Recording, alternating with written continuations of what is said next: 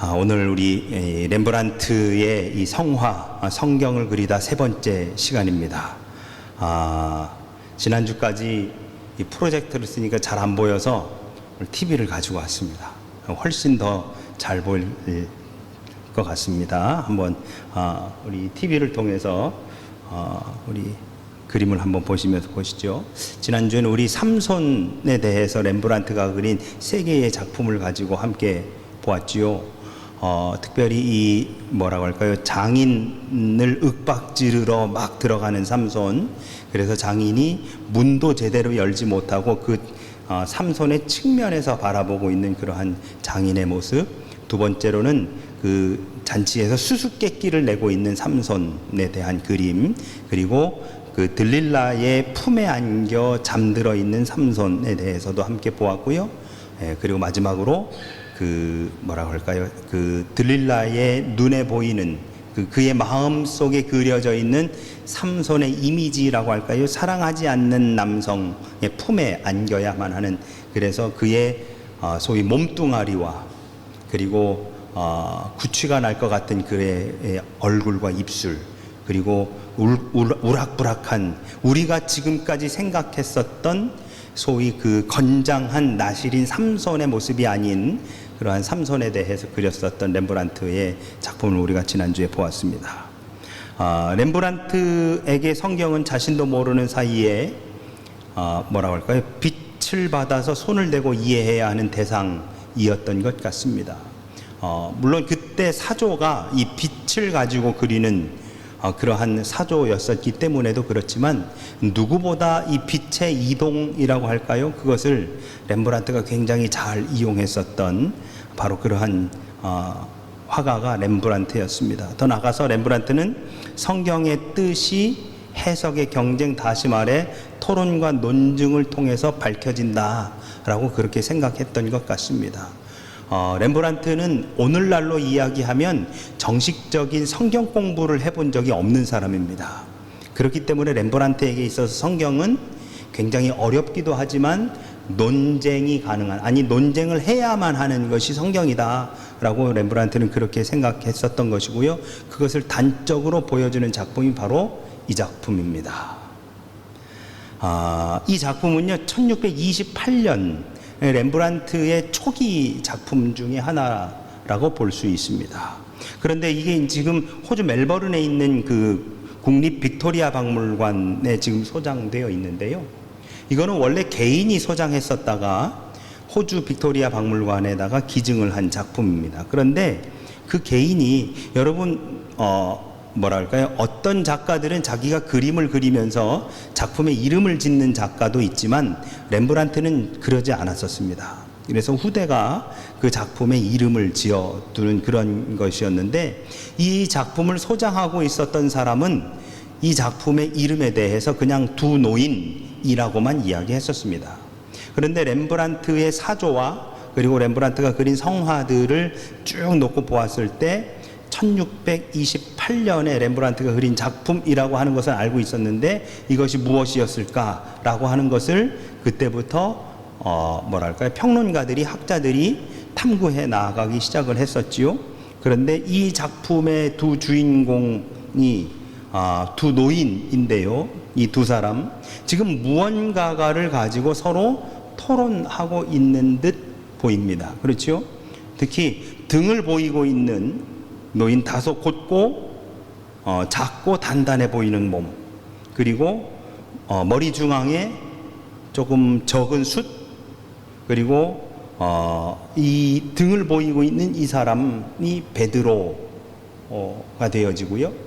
그 다음에 얼굴을 보이고 있는 여러분, 바울은 그 대머리라고 알려져 있지요. 그래서 2018년에 나온 그 사도 바울이라고 하는 영화가 있습니다. 거기에도 바울을 대머리로 키가 작은 단신으로 그려놨는데, 여기서도 렘브란트가 바울을 그 대머리로 표현하고자 한 것 같습니다. 긴 수염과 넓고 빛나는 이마, 그리고 작지만 둥그렇게 뜨고 있는, 무언가가 자신의 이야기를 강조하고자 하는 그 표정이 그대로 담겨져 있는 렘브란트의 그 특유의 그 표정을 그린 작품이라고 볼 수 있습니다. 우리가 첫째 번에 보았었던 그 아브라함이 자신의 아들 이삭을 죽이려고 했었던 그 장면에서도 1635년 작품과 36년 두 개의 작품을 보면서 36년 작품에서 35년 작품보다 수염을 조금 덜 그리면서 그의 표정을 살렸었던 것을 우리가 보았지요. 마찬가지 지금도 앞에 정면을 보이고 있는 바울의 모습을 굉장히 그 표정을 잘 그려놓았다. 그런데 여러분, 이 사람들을 어떻게 베드로와 바울이라고 볼 수 있느냐? 렘브란트가 베드로와 바울을 그린 작품이 있습니다. 1632년 작품인데요. 이게 렘브란트가 그린 사도 베드로입니다. 물론 뒷모습이기 때문에 우리가 비교할 수는 없지만, 그래도 보시면 이 뒤에 지금 등을 보이고 있는 사람과 흡사 비슷한 이미지를 가지고 있다라고 볼 수 있죠. 그리고 지금 베드로라고 하기 이전에 이 사람의 손에 쥐어져 있는 것이 바로 천국의 열쇠를 손에 쥐고 있는 바로 이 모습. 이것은 이제 베드로라고 알려져 있는 작품입니다. 그리고 두 번째 작품이 1627년에 렘브란트가 그린 작품인데요. 바로 이겁니다. 이것은 바울이라고 하는 작품입니다. 바울이 옥에 갇혀서 그 옆에 보시면 여러분 많은 그 서신이라고 할까요? 책이 쓰여져 있는 거고, 그리고 또한 쓰고 있는 옥에 갇혀서 그 서신들을 쓰고 있는 바울의 모습을 그린 렘브란트의 초기 작품이라고 할 수 있습니다. 이 두 개의 작품을 본다면 이렇게 보시면서 이거로 넘어가 보면 바로 여기와 여기에 나와 있는 이 베드로와 이 바울이 함께 이 작품 속에 구현되어 있다라고 하는 것을 우리가 어렵지 않게 볼 수 있습니다. 그러면 도대체 이 상황은 성경의 어디를 근거해서 지금 렘브란트가 그린 것일까? 여러분, 우리가 성경을 읽어보면 바울과 베드로, 베드로와 바울이 만나서 함께 이야기하고 함께 무언가를 나누는 장면이 몇 군데가 나옵니다. 그 첫 번째가 어디냐면 갈라디아서 1장 18절입니다. 갈라디아서 1장 18절에 보시면 그 후 3년 만에 내가 게바를 방문하려고 예루살렘에 올라가서 그와 함께 15일을 머무는 동안이라고 되어 있습니다. 15일 동안 함께 베드로와 바울이 만났었다라고 하는 것이지요. 여기에서 이 방문하다라고 번역된 헬라어 히스토레스라고 하는 말은요, 자세히 질문하다, 질문을 통해 조사하다, 질문이나 조사를 통해 알아내다 혹은 배우다, 방문해서 지식을 얻다라고 하는 그러한 뜻이 되어집니다. 그러니까 여러분, 방문해서 무언가를 알아내기 위해 그를 만나 15일을 함께 머물렀던 상황은 아닌 것 같아요. 이 상황이. 그렇죠? 예. 왜냐하면 누가 누구한테 무엇을 알아내기 위해 방문했느냐면 근갈라디아서 1장에서는 바울이 베드로에게 무언가를 배우거나 알아내기 위해 방문해서 15일을 함께 지난 거예요. 근데 이거는 지금 바울이 베드로에게 무언가를 가르치고 있는 듯한 그러한 모습이 되어지는 것이지요. 그래서 갈라디아서 2장 11절의 말씀을 보니까 이렇게 되어 있습니다. 게바가 안디옥에 이르렀을 때에 책망받을 일이 있기로 내가 그를 대면하여 책망하였노라. 아하, 바로 이 작품은 갈라디아서 1장이 아니라 2장에 나와 있는 바울과 베드로의 만남에 그것을 모티브로 그린 작품이겠구나 라고 하는 것을 알 수 있죠. 여러분, 갈라디아서 2장 11절 1절부터의 말씀을 읽어보면 어떤 장면이 나오면 11절 12절 이해합니다. 거기에 보면 어떤 장면이 나오냐면 베드로가 이방인들하고 함께 식사를 합니다. 그런데 마침 그때 그 베드로가 함께 있는 그 자리에 히브리 지역에서 야고보가 베드로에게 무언가를 이야기하고자 온다는 소식을 듣고 베드로가 이방인들과 함께 밥을 먹다가 얼른 그 자리를 털고 일어나서 뭐라고 할까요? 그 자리를 피합니다. 왜냐하면 야고보가 와서 그 장면을 보면 이방인들에게 복음을 전하는 것, 이것은 당시에 여러분 베드로를 중심으로 한 히브리파와 바울을 중심으로 한 헬라파가 사역이 완전히 달랐었거든요. 우리가 지난번에 갈라디아서 하면서 나누었었지만 여러분, 이 히브리파들은 자신들이 복음의 본루라고 생각을 했었기 때문에 이 복음이 예루살렘과 유대와 사마리아 땅끝까지를 내 복음 전하리라라고 하는 것이 아니라 오히려 그 복음이 예루살렘에 증거되기 전에 내가 오리라 하신 바로 그 말씀 가지고 오히려 히브리 지역에서 더 예수가 그리스도임을 증거했었던 사람들이 바로 이 히브리파 사람들입니다. 반대로 헬라파 사람들은 바울을 중심으로 오히려 이방인들을 전도하고자 했었던 사람들이 바로 이 헬라파였었던 것이죠. 그러니까 바울을 중심으로 한 헬라파 사람들은 뭘 중요시 여겼느냐? 할례를 받는 것이 중요한 것이 아니라 마음의 할례를 받는 것이 중요하다라고 했었고요. 이 히브리파 사람들은 그것도 할례를 받는 게, 육체적인 할례를 받는 것이 기본적인 출발이다라고 하면서 두 사람 사이에, 이 헬라파와 히브리파와 헬라파 사이에 약간의 갭이 있었습니다. 그래서 히브리파는 자신들의 유대교적 전통을 지키면서 예수가 그리스도이심을 고백하는 그러한 믿음을 지키고자 했었던 사람들이었어요. 그래서 이 복음이 이방인들에게 전해지는 것은 복음의 변질이라고까지 생각하는 사람들도 있었습니다. 그러니 그 히브리파의 대표주자인 베드로가 이방인들과 함께 식사를 한다라고 하는 것은 상상할 수 없는 일이에요. 그래서 베드로가 그때 당시에 이방인들하고 함께 식사를 하는 그 자리에 히브리에서 야고보가 온다는 이야기를 듣고 베드로가 밥을 먹다 말고 툭툭 털고 일어나서 그 자리를 피하는 겁니다. 마치 그런 일이 없었다는 듯이. 그러니까 지금 이 상황 속에서 바울이 베드로에게 뭘 하는 것이냐? 그게 복음이냐? 너희가 믿는 복음이 그게 복음이냐? 그건 율법이다 라고 하며 베드로의 그 겉으로 드러난 외식 행위에 대해서 바울이 지적하는 겁니다. 그리고 예수님은 이 온 인류를 위해 오신 메시아이기 때문에 이방인들에게도 복음이 증거되어져야 된다라고 하는 것을 이야기하고 있는 것이지요. 바울과 베드로 사이에 벌어진 이 일을 두고 안디옥의 유대 기독교인들이 베드로를 따라 행동했고, 안디옥의 대표적인 인물인 바나바 역시 베드로의 행동에 함께 동참했었음을 우리가 갈라디아서 1장 13절에서 볼 수 있습니다. 그러니까 히브리파의 이 본루의 신앙이 이 베드로에 의해 오히려 퇴색될 수 있다라고 하는 그 위기감을 히브리파 사람들이 느낄 뻔한 사건이 되는 것이죠. 그러나 반대로 뒤집어서 바울에게 있어서는 베드로를 중심으로 한 히브리파 사람들의 그 갇혀져 있는, 자기들만 가지고 있는 이 선민의식을 깨뜨려야 된다라고 해야 되는 것이 바로 바울의 생각이었고, 또한 복음이 이방인들뿐만이 아니라 땅끝까지 복음을 증거해야 된다라고 하는 바로 그 이야기를 하고 있는 겁니다.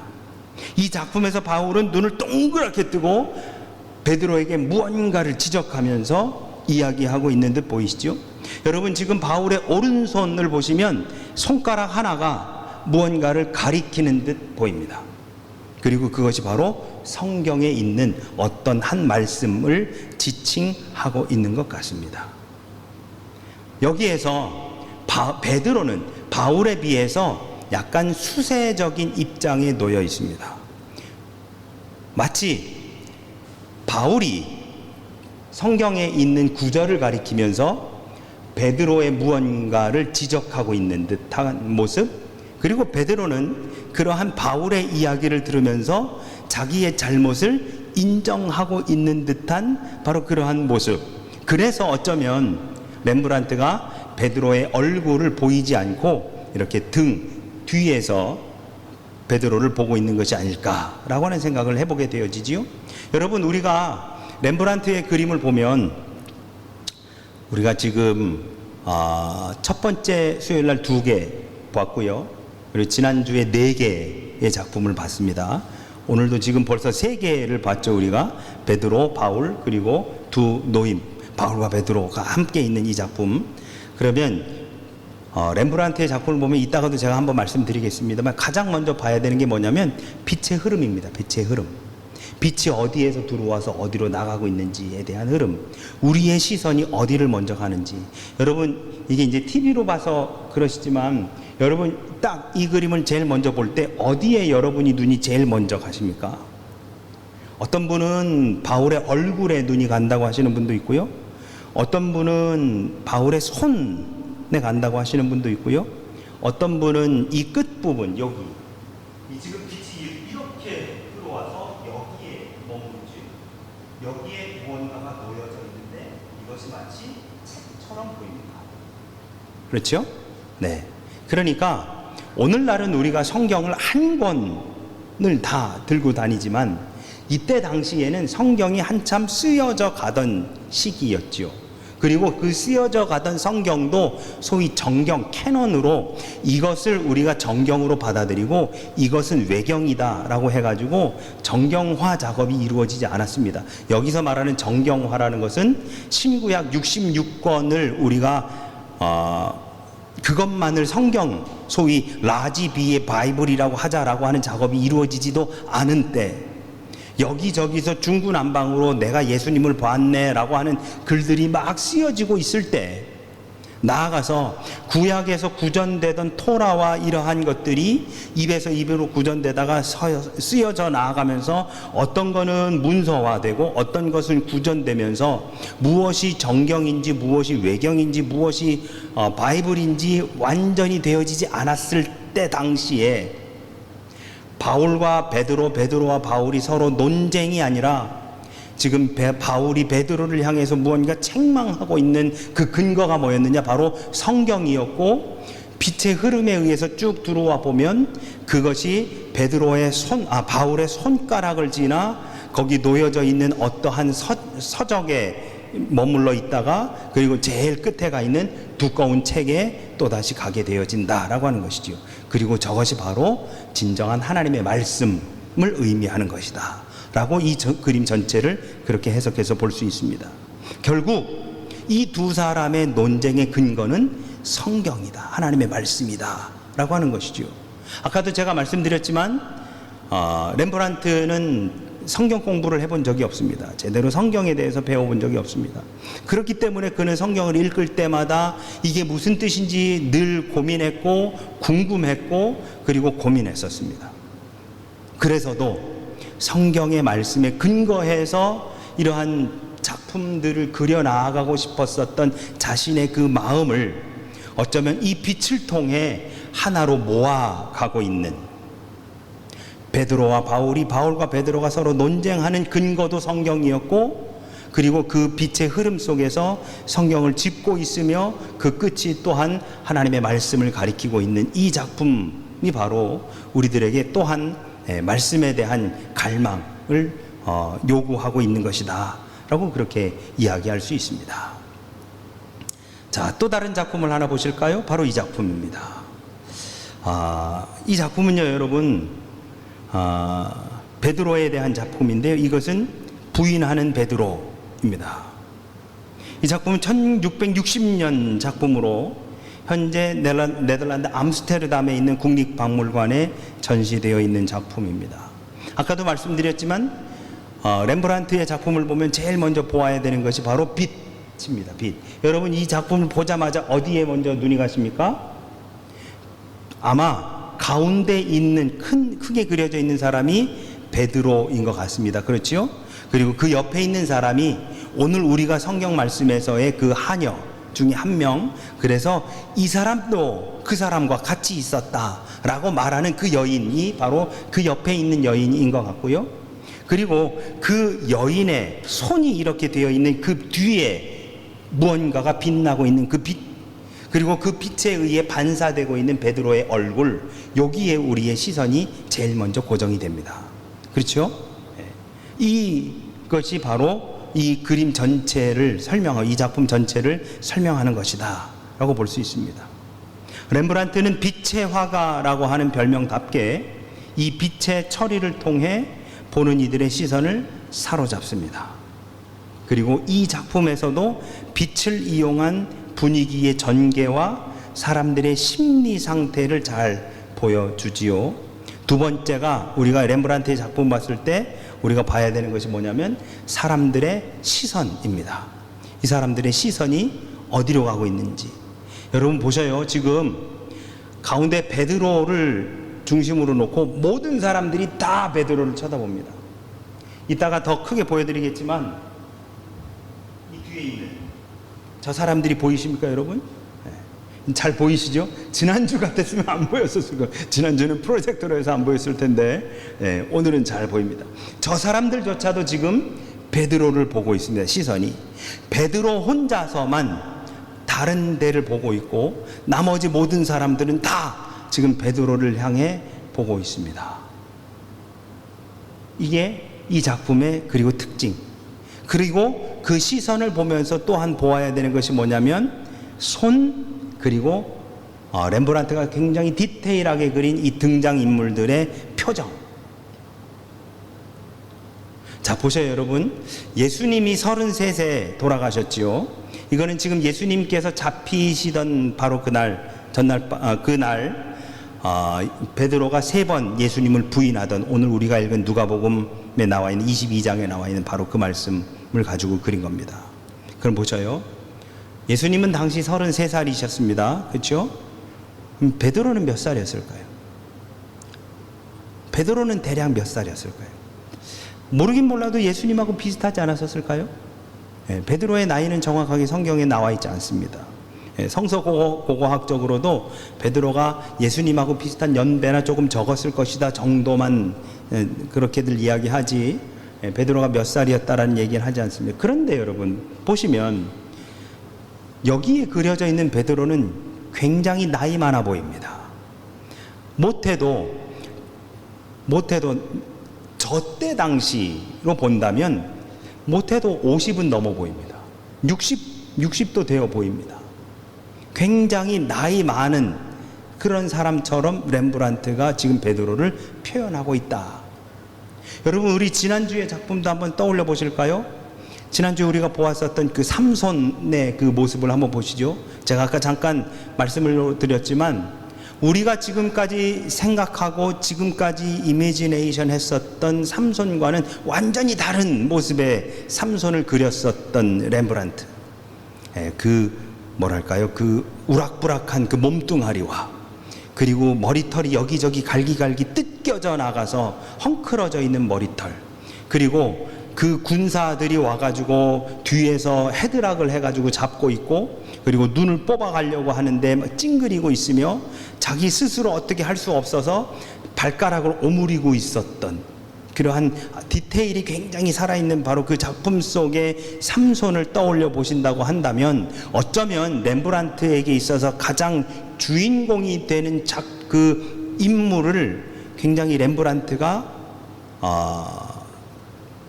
이 작품 안에서 누군가의 시선을 통해 보고 있는 그러한 그렇게 형상화해 놓았다라고 볼 수 있는 것이죠. 그리고 우리가 또 하나 볼 것이 뭐냐면 아까 빛 이야기했죠. 두 번째는 시선, 세 번째는 뭐냐면 소품을 봐야 됩니다. 소품. 여러분 우리가 첫 번째 봤었던 작품이 기억나십니까?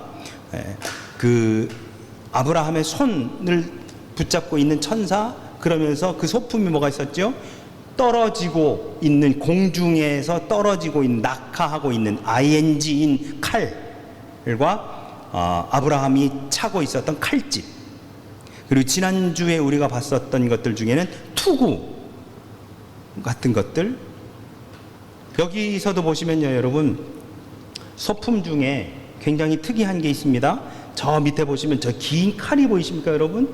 번쩍번쩍 빛나고 있는 저 투구.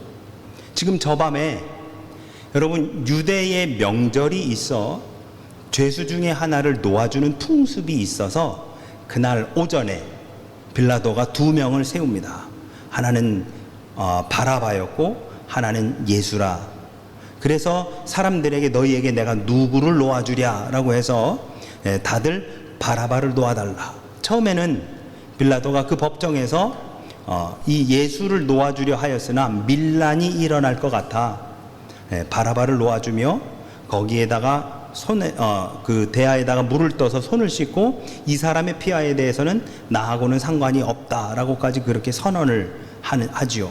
밀란이 일어날 정도로 하루가 굉장히 분주하고 바빴고 그리고 너무너무 복잡했었던 바로 그 하루를 마치는 이 로마의 병사의 투구가 저렇게 번쩍번쩍 거리고 있었다라고 하는 것을, 그리고 저 칼을 저렇게 놓고 있었다.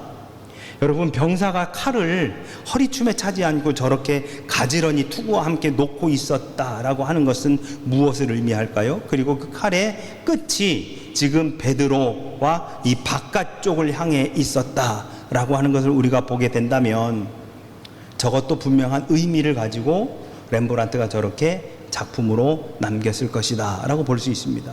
여러분, 저렇게 번쩍거리는 것은 무엇을 상징하느냐? 지금 조금 이따가 하려고 했었는데 여러분, 저 뒤에 보시면 돌아보고 있는 한 사람이 보이십니까? 네, 이 뒤에 있는 그림만을 조금 확대했는데요, 돌아보고 있는 이 사람이 누굴까요? 바로 예수님입니다. 예수님이 잡혀가며 베드로가 부인하고 있는, 나는 저 사람을 알지 못합니다 라고 부인하고 있는 그 베드로의 그 현장을 돌아보고 계시는 바로 그 예수님입니다. 그렇죠? 네. 그러면 예수님이 이렇게 돌아보고 있는 이 상황, 그러면 빛에 의해 다시 우리가 큰 그림으로 다시 본다면 이 앞은 지금 굉장히 밝습니다. 그런데 이 빛이 이 여인에 의해서 가려져 있고요, 그 가려져 있는 빛이 반사되어 베드로를 향해 베드로에 보여지고 있습니다. 그리고 저쪽에 빛이 닿지 않는 저곳에 지금 예수님께서 베드로를 바라보고 계신다라고 하는 것을 보게 되지요. 그러면 자연 빛이 아닌 이 빛에 의해 가장 빛나고 있는 것이 뭐냐? 로마 병사의 투구와 칼이었다. 즉, 이 로마 병사의 번쩍거리는 투구와 칼이 어둠 속에 계시는 예수님과 대조되어 있는 상황이다 라고 그렇게 볼 수 있는 것이지요. 죽음을 향해 가고 있는 예수님과 그 죽음을 인도하고 있는 투구와 칼이 서로 대비되어 있는 상황으로 보게 됩니다. 그러면서도 보면 예수님은 우측 저 상단에 있고, 그리고 이 투구와 검은 하단 중앙 부분에서 그리고 우측편으로 이렇게 형성되어 있는 것을 보게 되어집니다. 그리고 그 밑에, 베드로 밑에, 여인 밑에 앉아있는 이 로마 병사의 우락부락한 얼굴과, 그리고 그가 그러한 좀 마땅치 못한 표정으로 베드로를 바라보고 있는 바로 이것. 저 여인이 아마 촛불을 들고 있는 듯 그것을 보면서 베드로의 얼굴을 향해 가고, 그리고 그가 베드로인지를 확인합니다. 그러면서 이 사람이 맞다라고 이야기를 하지요. 누가복음 22장 56절 우리가 오늘 읽을 말씀입니다. 이 사람도 예수님과 함께 있었다라고 이야기를 하는 거죠. 자기가 가지고 있는 초를 그의 얼굴에 갖다 대면서 지금 베드로를 확인하고 있는 겁니다. 말없이 숨어 있기를 바랬던 베드로, 자신의 존재가 드러나지 않기를 바랬었던 베드로, 예수님 그럴 일이 없을 겁니다라고 큰 소리 뻥뻥 쳤었던 이 베드로가 결국 이 상황 앞에서 자신이 드러나고 있는 것을 너무너무 뭐랄까요? 싫어했었다, 원치 않았다. 그래서 보면 베드로가 입고 있는 이 거대한 옷은 자신의 존재를 가리고자 했었던 그러한 것이 아니겠느냐. 여러분, 우리는 때로는 하나님 앞에, 예수 그리스도 앞에 우리 자신을 드러내고 싶지 않아 합니다. 지난 주일에 말씀을 함께 나누었었지만 예수님을 만나기를 우리는 갈망하는 삶을 산다고 하지만 때로는 예수님이 나를 만나고자 하시는 것보다 내가 예수님을 만나고자 하는 것이 더 크다고 우리는 이야기하지 못하고 살아갑니다. 그 이유는 뭐냐면 예수님 앞에 내놓기에 내 삶이 부끄러운 게 많기 때문에, 예수님께 보여드리기에 나의 부끄러운 모습들이 너무 많기 때문에, 그래서 우리는 우리의 모습을 가리고자 하는 경우가 종종 있습니다. 그 빌 하이벨스 목사님이 쓰신 혼자 있을 때 당신은 누구십니까? 라고 하는 책이 있습니다. 혹시 읽어보셨던가요? 여러분, 혼자 있을 때 당신은 누구십니까? 우리가 혼자일 때 나는 어떤 존재로 있는가? 그 자리에 하나님이 함께 하시고 예수님이 같이 거하시며 우리의 모든 것을 아실매도 불구하고 우리는 하나님 앞에 내어드리기 꺼리는, 보여드리기 민망한 삶을 살아가는 것이 저를 포함한 우리 모두의 삶이 아닐까요? 그렇게 본다면 지금 베드로가 저렇게 자신을 가리는, 마치 큰 도포자락처럼 자신을 가리고 있는 것이 오늘날 우리들의 삶이 아닐까라는 생각을 해보게 됩니다. 이 여인은 언젠가 성전에서 예수님을 보았을 때 시중드는 그의 모습을 기억해냈던 것입니다. 그리고 촛불을 가져가 이 사람이 맞습니다 라고 지금 그렇게 이야기하고 있는 것이지요. 예수님의 제자로 인정한 사람, 바로 이 사람. 그러나 베드로는 자기도 모르는 사이에 거짓말이 자기 입에서 툭 튀어나옵니다. 여자여, 내가 그를 알지 못하노라. 여러분, 우리 스스로가 이 세상을 살면서 예수를 모르는 사람으로 살아가는 경우가 많지 않습니까? 내가 그리스도임이 드러나지 않기를 바라는 경우가 종종 있지 않으십니까? 때로는 누군가가 또 다른 크리스찬이 정결치 못한 행동을 하고 있는 모습을 보면서도 내가 저 사람하고 똑같은 크리스찬이라는 게 부끄럽다라고 생각되는 경우도 없지 않아 있습니다. 또한 내가 스스로 그렇게 살지 못하기 때문에 누군가가 바로 지금 이 순간 내가 크리스찬임을 알아보지 못했으면 좋겠다라고 하는 경우도 없지 않아 있습니다. 이 순간만큼만이라도 내가 예수를 믿는 사람이라는 것을 다른 사람이 몰랐으면 좋겠다. 여러분, 우리는 누가복음 22장을 읽으면서 닭이 울기 전에 3번 예수님을 부인한 베드로에게 으이그 하면서 우리는 읽습니다만 바로 그것이 우리들이 아닐까요? 여러분, 닭이 울기 전 3번 베드로는 그렇게밖에 부인하지 않았지만 우리는 오늘도 몇 번씩이나 예수님을 부인하며 살아갑니다. 내가 크리스찬이라고 하는 것이 내 주변 사람들에게 알려질까봐 전전긍긍하며 살아가는 우리들의 모습을 우리는 발견합니다. 베드로보다 훨씬 못했으면 못했지 더하지 않은 우리들의 모습을 우리는 계속해서 발견하며 살아갑니다. 여자여, 내가 그를 알지 못하노라. 너 왜 지금 그런 얘기를 굳이 이 시간에 해서 나를 그렇게 곤란하게 만들어? 너 왜 내가 곤란하게 내가 교회 다닌다는 얘기를 해? 너 왜 내가 곤란하게 너 그렇게 만드는 거야? 라고 우리 그렇게 살아가지 않느냐는 말씀인 것이죠. 그래서 베드로는 겁에 질려 있습니다.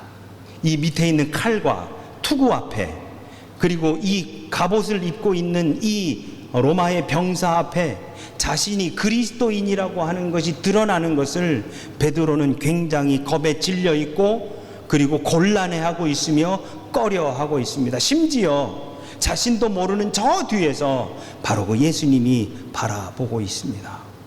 여러분, 우리의 삶을 예수님은 지금도 보고 계십니다. 내가 어디에서 무엇을 하는지 그분은 늘 동행해 주시고 함께 하시며 오히려 인도해 주십니다. 그런데 그러한 삶을 살아가는 우리들이 때로는 내가 그리스도를 믿는 사람이라고 하는 것이 드러나지 않기를 바라고 그 상황 속에서 그것이 곤란하다고 느끼고 있으며 오히려 우리는 그러한 상황에 대해 굉장히 공포감을 느끼기까지 하는, 마치 우리가 베드로가 아닐까라는 생각을 해봅니다.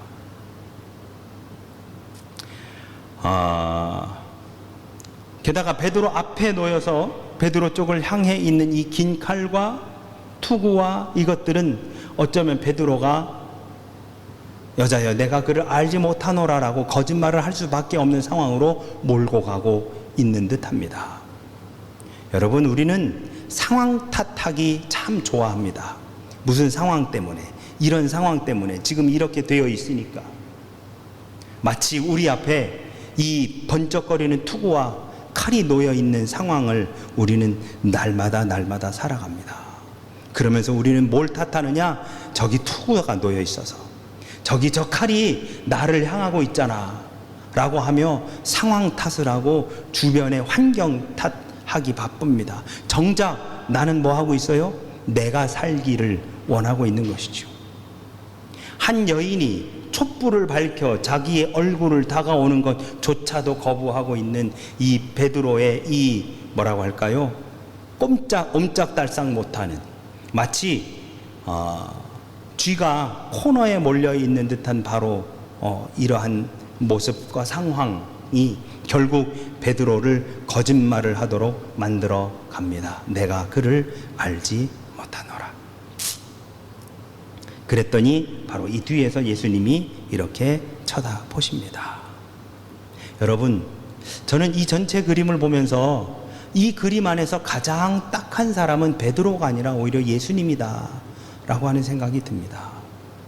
이 그림 안에서 가장 딱하고 불쌍한 인물은 바로 예수님이다. 베드로의 선택으로 인해, 아니 예수님께서 가장 신뢰했었던 첫 번째 제자였던 베드로조차도 당신을 부인하고 있는 바로 이 상황 속에 예수님이 이제 묶여 잡혀가고 계십니다. 수많은 로마 병사들에 의해 잡혀가고 계시는 예수님. 그러면서 뒤를 한번 힐끗 쳐다보십니다. 하지만 여러분, 그거 아십니까? 우리 예수님은 그렇다고 탓하지 않으십니다. 베드로 너 왜 그랬니? 라고 말씀하지 않으십니다. 여러분, 오히려 이 상황을 예수님은 이미 이렇게 될 거라고 하는 것을 알고 계셨습니다. 우리가 죄인이라고 하는 사실을 우리 예수님은 알고 계십니다. 우리가 삶을 살아가면서 때로는 내가 그리스도인이라고 하는 것이 드러나는 것을 곤란해하는 어쩔 수 없는 인간이라고 하는 것을 우리 예수님은 너무 잘 알고 계십니다. 투구와 번쩍거리는 투구와 그리고 칼이 우리 앞에 놓여 있을 때에 때로 우리는 거짓말하고 그러면서 상황 탓하고 있을 것이다 라고 하는 바로 그것을 우리 예수님은 너무나도 잘 알고 계십니다. 그래서 우리 예수님은 우리에게 뭐라 탓하지 않으십니다. 오히려 우리를 불쌍히 여기시는 이 표정, 저 어둠 속에서 베드로를 바라보고 있는, 잘 알아볼 수 없지만 그럼에도 불구하고 우리가 넌지시 그리고 어련히 바라볼 수 있는 예수님의 표정은 왠지 모르게 에이그 베드로야 라고 하고 있는 표정이 아니라 그래 베드로야 라고 하고 있는 듯한 예수님의 저 표정을 우리는 이 그림 속에서도 볼 수 있습니다. 그리고 아까도 말씀드린 것처럼 이 모든 상황 속에서 너무너무 힘든 나머지 베드로는 굉장히 나이 많은 사람으로 그려져 있습니다. 고뇌하고 힘들어하고 그 안에서 고민하고 있는 바로 이 베드로를 렘브란트는 표현해 내고 싶었던 듯 합니다. 여러분, 저는 이 작품을 보면서 오늘 다시 말씀을 준비하면서 제가 예전에도 말씀드렸지만 렘브란트는 늘 그림 안에 자기를 집어넣습니다. 여기에 렘브란트는 어디 있을까? 제가 본 렘브란트는 바로 저 베드로가 렘브란트입니다. 그리고 바로 우리가 저 베드로가 아닐까요? 예수님 안에서 나를 감추고 싶은, 나의 저러한 추한 모습을 보여드리고 싶지 않은, 그래서도 예수님 모른다고 하는 바로 이 상황이 너무너무 힘든 저 고민하는 베드로. 그러나 저 상황 앞에 그렇다 나는 그 사람을 안다 라고 이야기하지 못하고 오히려 내가 그를 알지 못한다고 이야기할 수밖에 없는 이 베드로의 이 상황 앞에 내가 오히려 베드로였구나. 누가복음 22장을 읽으면서 달기 울기 전에 3번 나를 부인하리라 라고 하시는 예수님의 말씀 앞에 주여 저는 그런 일이 없을 것입니다 라고 그렇게 큰 소리 뻥뻥 쳤지만 내가 주와 함께 죽을지언정 주를 부인하지 않겠나이다 라고 그렇게 말은 그렇게 했지만 정작 그 상황 앞에서 결국 이렇게 고백할 수밖에 없었던 베드로가 바로 우리들이 아닐까라고 하는 생각을 해보게 됩니다. 여러분, 살기 위해 베드로는 예수님을 부인했습니다. 그러나 살기 위해 부인한 베드로는, 예수님을 부인한 베드로는 결국 죽음의 길을 택한 것이지요.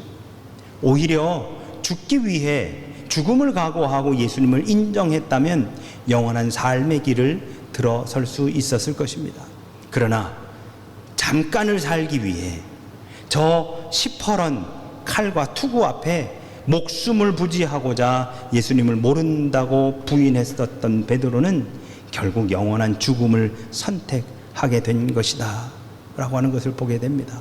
사랑하는 여러분, 지금 잠깐의 생명을 위해 죽음을 선택하는 것이 아니라 지금 잠깐의 죽음을 위해 영원한 생명을 선택하시는 우리 모두가 되어지시길 간절히 원합니다. 영원한 생명을 위해 지금 조금 힘들어도, 영원한 생명을 위해 지금 좀 어려워도, 영원한 생명을 위해 지금 내가 조금 부대껴도 그 예수님을 선택하며 함께 나아가시는 저와 우리 모두가 되시기를 예수 그리스도 이름으로 축원합니다. 아멘, 아멘.